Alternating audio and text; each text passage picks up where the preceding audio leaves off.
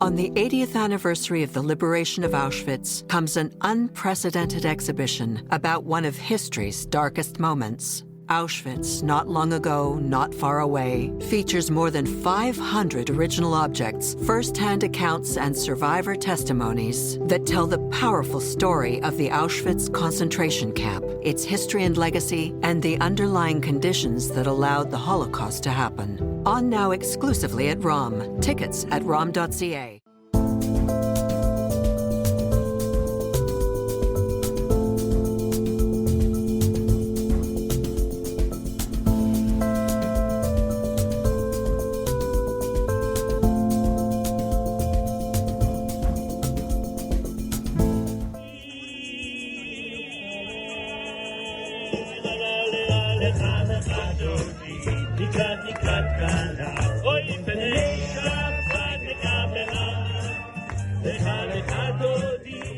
That's what it sounded like on a Friday afternoon in the Laurentian mountains north of Montreal, on board Howard Stotland's pleasure boat, as his special guest passenger, cantor Daniel Ben Lolo, held the mic and led a pre-Shabbat sing-along for dozens of other Jewish boaters who were tied up alongside in their own boats in the middle of Lake Manitou in an impromptu flotilla with 90 minutes of uplifting Jewish music, some schmoozing, and of course preparations for the coming of Shabbat. Stotland calls it Shabbat on the lake or Shabbat sur le lac, and guests bring their own food for potluck. There's freshly baked challah, Stotland's carefully curated Jewish music playlist on rotation, and prayers, and often a visiting rabbi, Dini Lewidis, who's summering in the resort area, will deliver some teaching. Turn up the mic. Whoa. Welcome to this incredible, amazing community that Howard has inspired and motivated us to become. A high-profile Jewish community leader or two might attend. In fact, recently, Israel's outgoing Consul General Paul Hirschon was a guest, complete with his police security detail. Howard Stotland organized it during the pandemic when he craved community and Kabbalat Shabbat. But it wasn't all smooth sailing since 2021 when it started. At first, Stotland had to find a spot to anchor that wouldn't annoy other cottagers who didn't appreciate the noise. And there were regulations and permissions to be had from local authorities, too. But the weekly gathering, which began just with a few people using Stotland's personal boat, has now grown into its fourth summer, and with well over 150 people on 15 boats who attend. Like last week, there was a lady, mother of a girl who's on the lake. And she was here last year from Amsterdam, and she attended the service last year. And I saw her, met her during the week. She says, I can't wait to be at the service again. It was my highlight for the year.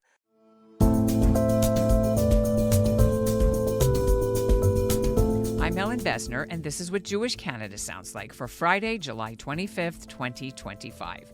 Welcome to North Star, a podcast of the Canadian Jewish News, and made possible in part thanks to the generous support of the Ira Gluskin and Maxine Granovsky-Gluskin Charitable Foundation.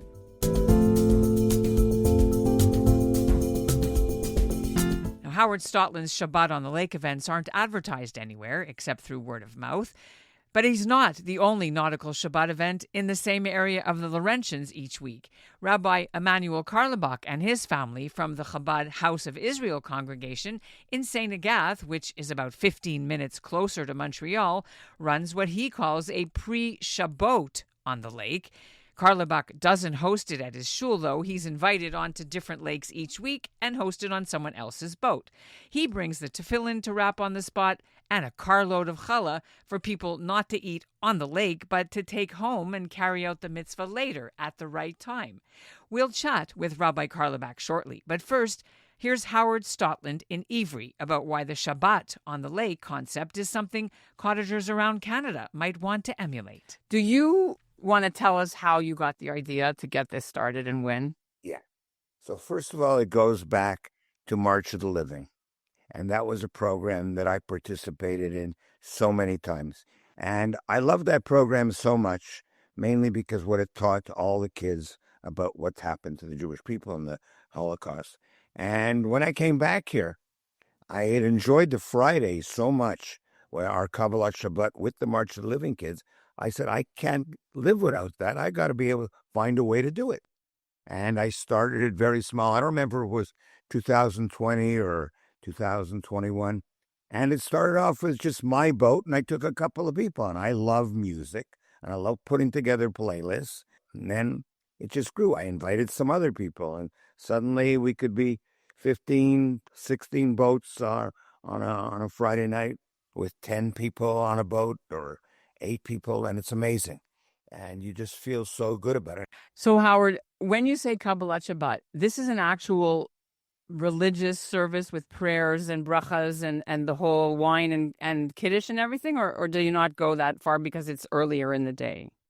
It's not a true religious service. I'll tell you what it is. It's a mixture of everything. We try to do an hour and a half to 2 hours.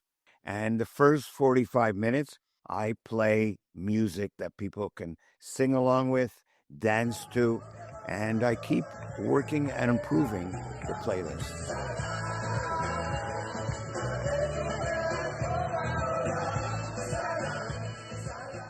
There's a lot of modern stuff that's on the playlist, as well as old songs that many people have known for many years. All Jewish songs, all Hebrew, Israeli songs.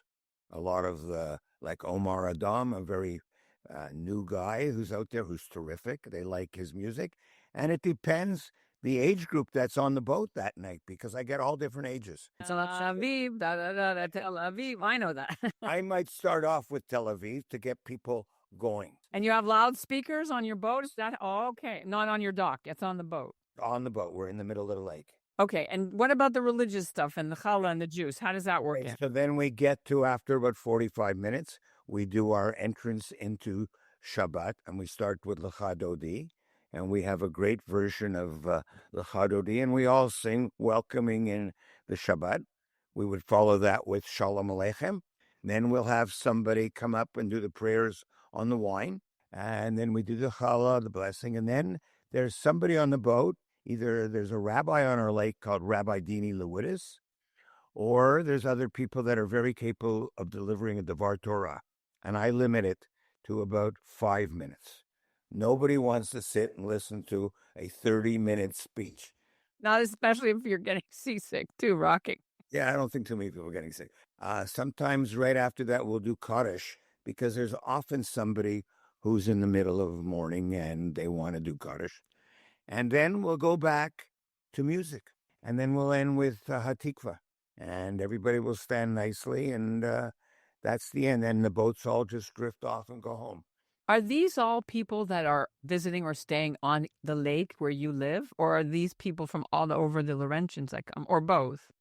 I'd say 80% are Ivry residents, but they all have visitors for the weekend. So they bring their visitors onto the boat.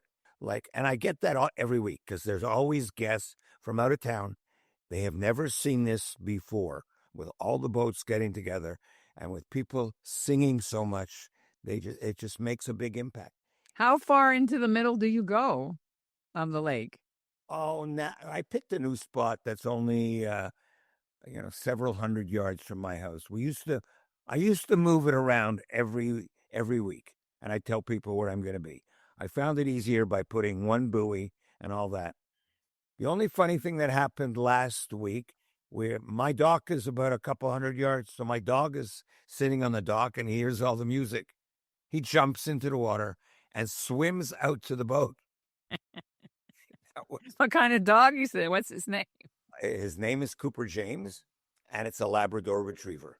So he's got a Yiddish cup too. Oh, for sure. Oh my God! Now I want to ask you. You mentioned buoys. What legal or permission challenges did you have to get in order to have this event on a lake? It must be some association that has to approve it, and maybe the police. I don't know, right? Transport Canada.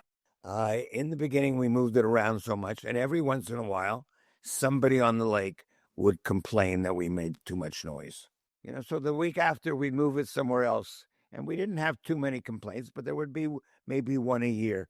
And then the mayor took it upon himself to get some approval from the city council and all that. So now we just go to the same spot. Nobody bothers us, and It's so impactful. You don't have to have like lifeguards and whatever and patrolling people. Everybody has to have life jackets on their boat.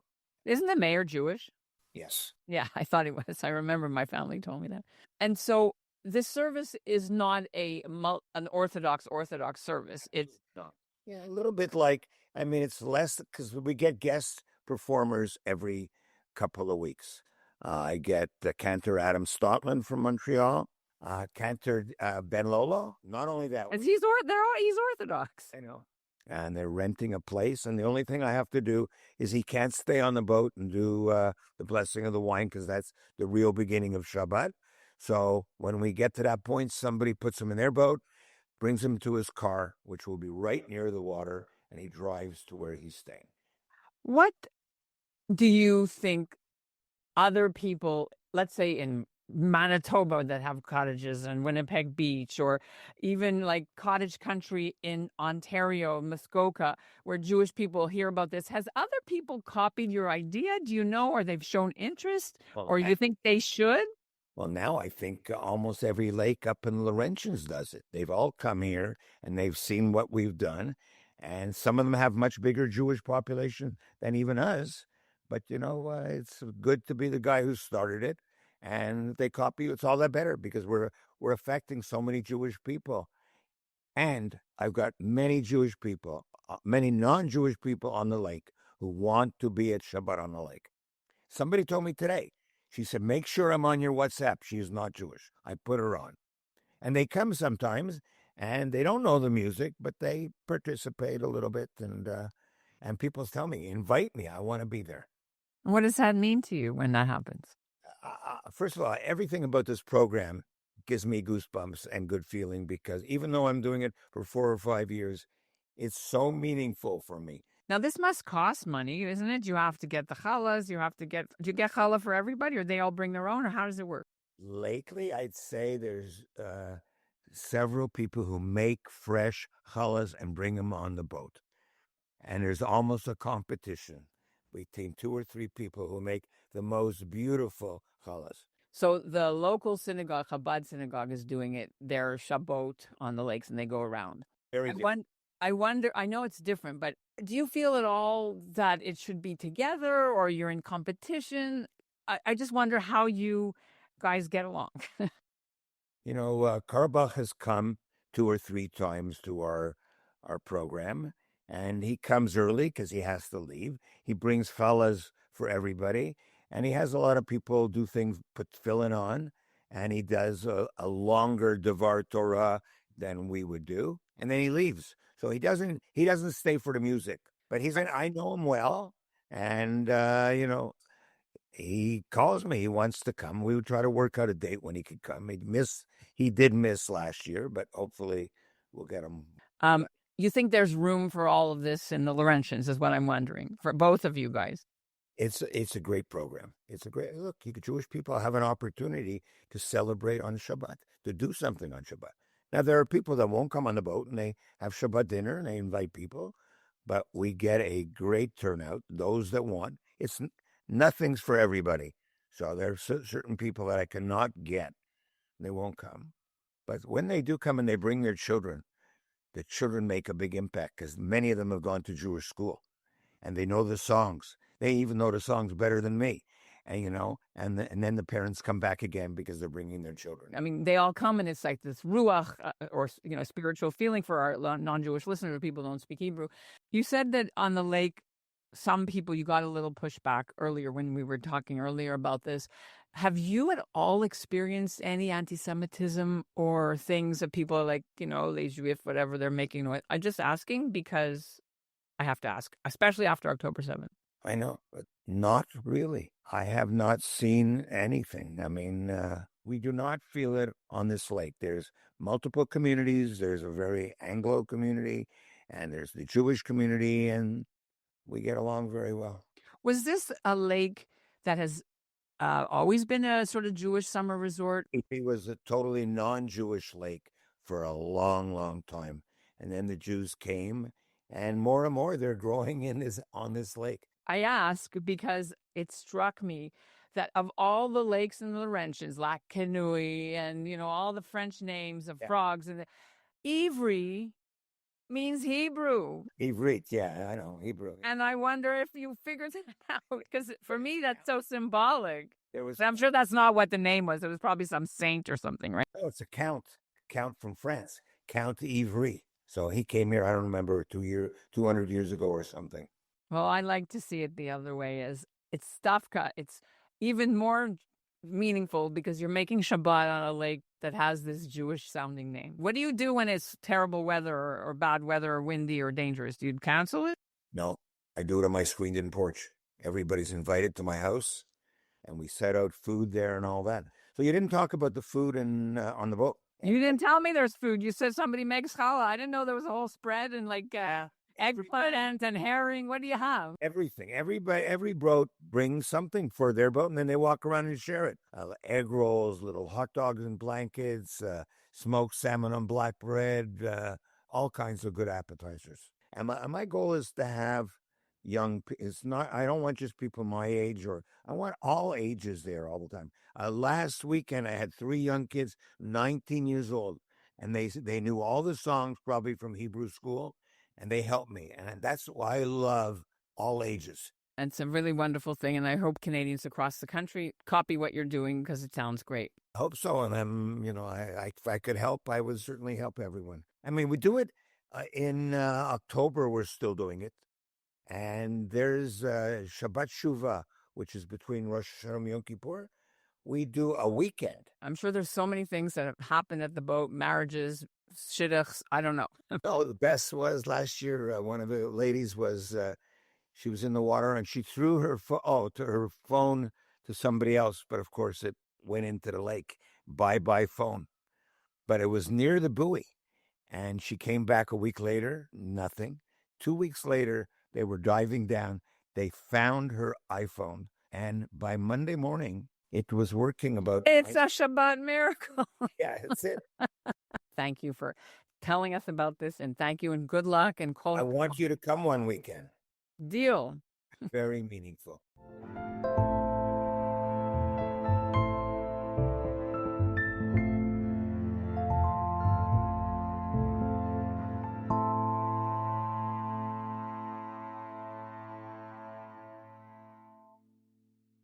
On the 80th anniversary of the liberation of Auschwitz comes an unprecedented exhibition about one of history's darkest moments. Auschwitz, not long ago, not far away, features more than 500 original objects, first-hand accounts, and survivor testimonies that tell the powerful story of the Auschwitz concentration camp, its history and legacy, and the underlying conditions that allowed the Holocaust to happen. On now exclusively at ROM. Tickets at rom.ca.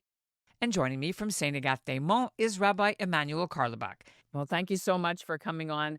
Friday, you have a very busy afternoon going to various lakes and doing your pre-Shabbat services. Could you start, Rabbi, by telling our listeners a little bit about how the idea for these, is it called the Shabbat on the lake?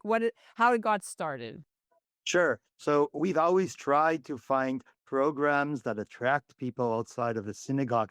And what a greater way. We have lakes, so many lakes in this region, in this area. And so one of the programs that we started was to bring all of the boats together, give out challah, speak of the importance of Shabbos, speak about the importance of unity, of bringing communities together, and the idea of preparing for the Shabbat, of how Shabbat has kept us so special, the same way we have kept the Shabbat so special. And Shabbat Shalom is, of course, something that everybody is familiar with. And we coined the program called Shabbat Shalom, which became very popular. Was this something that happened before the pandemic, during? Like, how many years back did you start this? Well, we actually brought the boats and doing the challahs together after the pandemic. But we've been having other programs on the water throughout, I would say, close to 40 years. We used to do something called not flotilla, but flotilla, which means we would, again, pick a day of the week when we would bring all the boats together and daven mincha on the water. I would always do things to try to encourage people in a fun way to realize how our traditions are just so rich and could be so family oriented, and using the abilities of a recreation where we are to only enhance the traditions that we have as Jews. It's on the water on a boat. Is there anything halachically that you can or cannot do because you're on a boat as opposed to like in a shul? So when it comes to this program, I really go with my tefillin, and I have to tell you that I don't have enough time because the energy on the boats are so strong, and the people are just so happy to be there.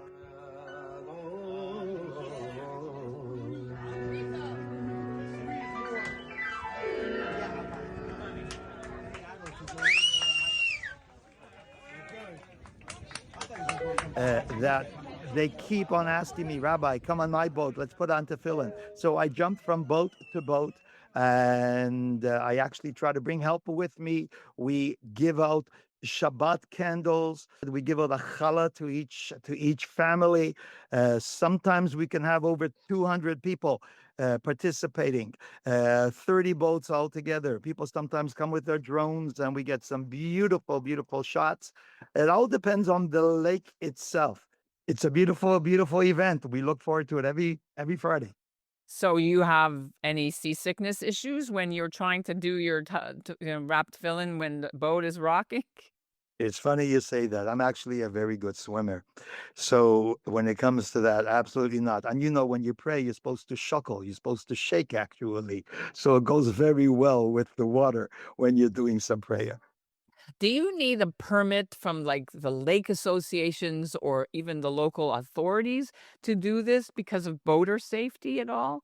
Actually, we try to notify the security on the lake, and tell you the truth, they actually come there to help us to make sure that everything is okay, and we're well anchored, boats don't drift, that we should be able to spend that hour of time, usually between 5 and 6, and it should be done in a safe and fun way.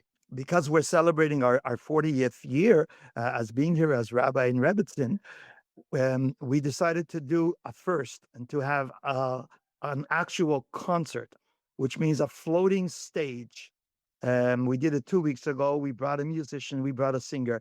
I must tell you, it was so well received. People are still talking about it. And it was, again, a tribute to Jewish families together. It's really over here is such a beautiful scene to see all Jewish families coming together from all backgrounds to celebrate one thing, to celebrate the Shabbat, and to celebrate it as one people. Congratulations, that's quite a milestone. You guys have your own boat to take you out there? How does that work? So we used to. We used to have a boat, but no, we prefer always to join other families on their boats. It's much more fun. Yeah, let them worry about it, and you just get the lift. That's one way of seeing it. Well, you have how many 200s? You have 200 challahs you have to carry, right? Or they all come and get them later. Like, how does that work? No. We bring them on the boat. We give them out sometimes in middle, and we don't tell them what to do. A lot of people just open their challah. Everyone loves challah on a Friday. The idea is go home to your families, and go home with your family and celebrate the Shabbat. And if this challah can do something to enhance your table, that's why we're giving it. Okay, so let's talk about what you can and cannot do, because you said between 5 and 6. Yours is specifically not a Kabbalat Shabbat. Correct. I know that it would be very spiritual to be able to, let's say, recite the Kiddush, and to bring in the Shabbat on the boat, and to have, let's say, a Shabbat celebration on the boat. It's problematic because Shabbat, with all of its beauty, has a sense of holiness, and that holiness requires us to refrain from principles of work. And being on that boat and getting off the boat after, with all the details of it, definitely complicates it. And in many ways, it may even desecrate the Shabbat itself. So for that reason, we are very clear and extremely careful to assure that we go ahead and do everything that is a preparation for the Shabbat, which means that it's just like going to a store and buying everything. We are not bringing in the Shabbat until we are in synagogue, and in our community till 7:30 p.m. We will be very careful not to violate it, and also in a way to give anyone the perception of it having Shabbat. And by the way, it's a big mitzvah to prepare for the Shabbat.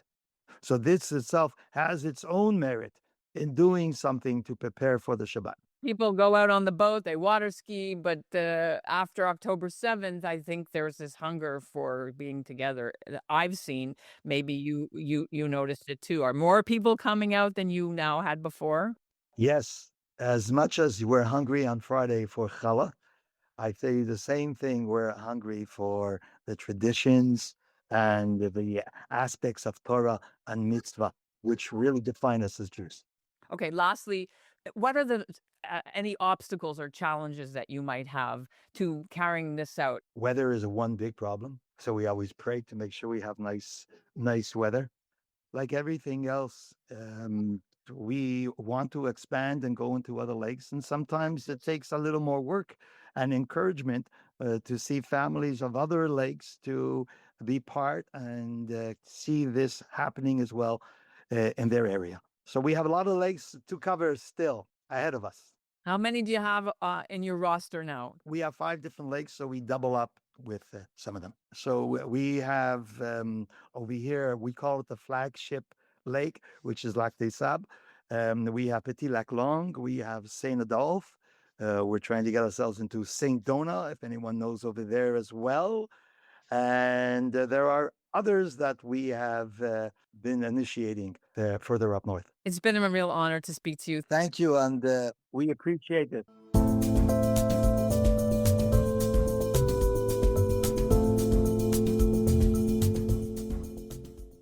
And that's what Jewish Canada sounds like for this episode of North Star, brought to you by the Ira Gluskin and Maxine Granovsky-Gluskin Charitable Foundation. Now, you can find out more about both meetups through the links in our show notes, and go to the YouTube channel of the CJN and watch highlights from both.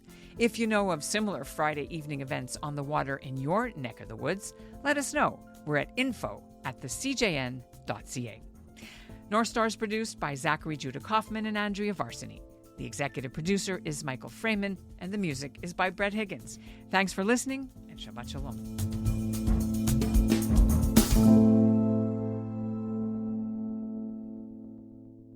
On the 80th anniversary of the liberation of Auschwitz comes an unprecedented exhibition about one of history's darkest moments. Auschwitz, not long ago, not far away, features more than 500 original objects, first-hand accounts, and survivor testimonies that tell the powerful story of the Auschwitz concentration camp, its history and legacy, and the underlying conditions that allowed the Holocaust to happen. On now exclusively at ROM. Tickets at rom.ca.